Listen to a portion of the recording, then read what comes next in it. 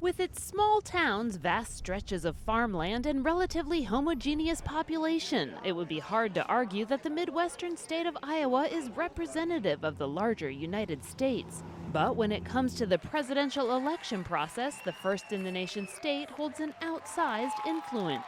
We like to say that the Iowa caucuses are not first because they're important because they're first. And have been for 44 years, giving the state unique access to candidates who spend months lavishing attention on the voters here, who could be critical in determining their fate. We are blessed that way.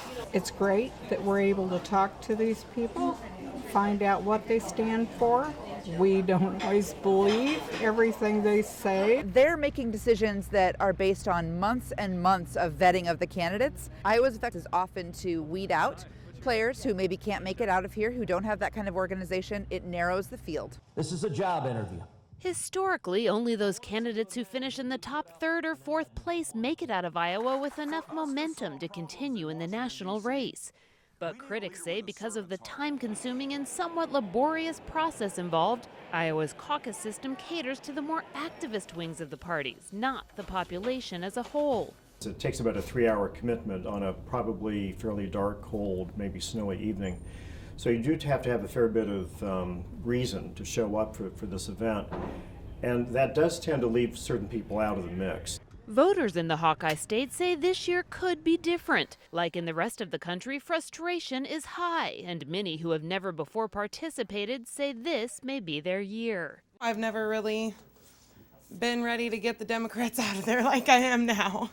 Ready for some change. I will be participating in a caucus for the very first time on Monday, and I support Bernie Sanders. I think you've got a lot of people that are just really upset with the way government's gone. As is always the case, turnout is key, and whether action follows those words remains to be seen.